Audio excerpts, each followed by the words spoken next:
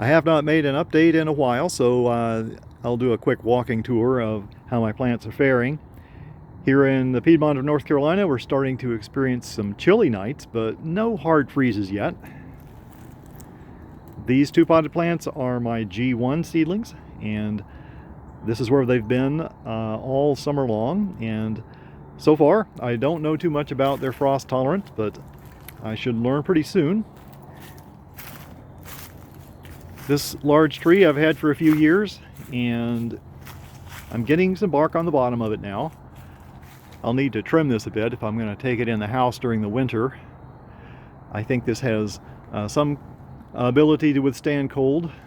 It may not be the most hardy plant, but it was an interesting one because when I planted the seed, it was turning kind of orange and reddish. So the seed properties struck me as unusual at the time, and I'm curious, how this will continue to survive in my conditions here. Here are two more grocery store seedlings. I've mentioned this tree before. It's kind of an odd plant with some boat-shaped or spoon-shaped leaves. I damaged this one by mistake, and it had to regrow.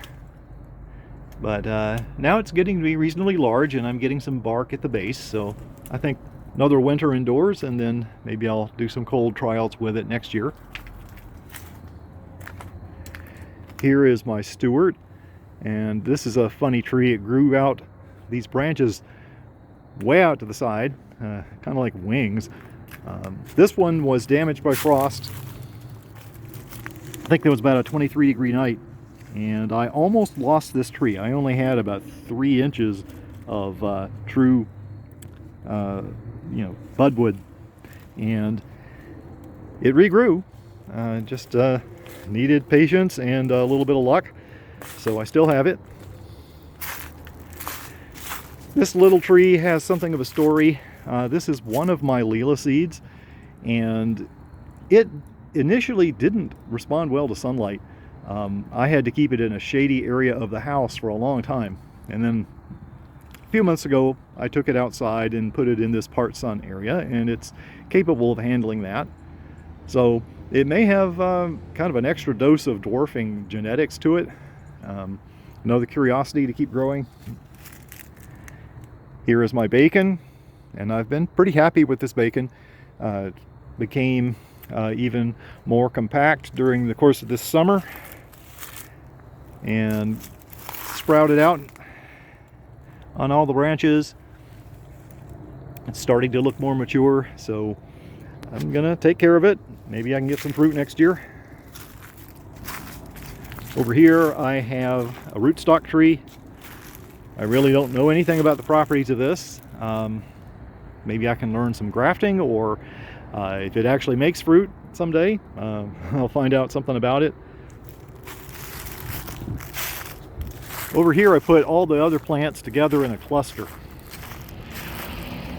Although I haven't gotten any hard freezes here, I do get some frost down in the corners of the yard now, but keeping everything together near these stumps and wood piles and other bric-a-brac around here, it seems to help hold some heat. So this is another Lila seedling. I will admit these leaves don't quite have the same thickness as the original variety, so I believe you really need a lot of Lila seeds if you want to actually grow one. Otherwise you need to get one from a nursery. Over here, this one, although it was a store-bought seed, it has some funny properties to the leaves. They are kind of a mottled light green, dark green. Not a lot of bark on this yet, so still easy to pick up a pot of that size and move it around. In this cluster, this tree is my poncho, and it's slow growing but healthy. It may even be forming some flowers in here.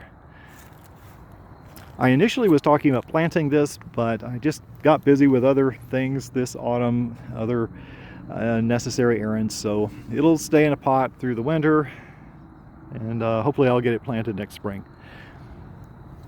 This tree is another seedling that has survived some close encounters with cold, and I've gotten it to form bark at least a foot off the base, maybe a little more. The one problem with this tree is that it really wants to grow tall. I've already cut it once because it was up here. With experimentation, you may find a mix of positive and negative traits. So the positive is this tree does seem to be fairly resilient and hardy, but yeah, it is a very tall grower. This is an unknown seedling. I got it from northern Florida, and the burning is not from frost. This is sun damage, because I had the tree in a part shade area. I moved it into a sunnier place and it started to burn, but looks like it's acclimated to sunlight now. Another Lila seedling. Resembles the other one, but just not as fast growing. And one more that I grew from seed from the grocery store. I managed to get a trunk about a good hand width or so. And it had been frosted down to here, but managed to grow some more branches. So it has some possibilities. Well, from here I'll go take a look at my one planted tree behind the house. This one is a Mexicola that I planted in the spring of 2024. And there was one winter storm that blew the cover off it, and I lost a lot of the growth that was at the top. It formed leaves again this spring. I kept assuming that it would form a second flush, but it never did. However, I do see evidence of flower buds forming in here. There are side buds forming on the trunk itself. So this tree does want to continue growing. I'll need to give it more protection than I have in some of the prior two winters, because there is a little too much air circulation through here. Nevertheless, I'm interested to see how this does, if I get flowers on it, if I can get more flushes next year. And I still have this spot over there to plant that poncho tree. So there's still a future for my channel. I will make updates when I have something to talk about.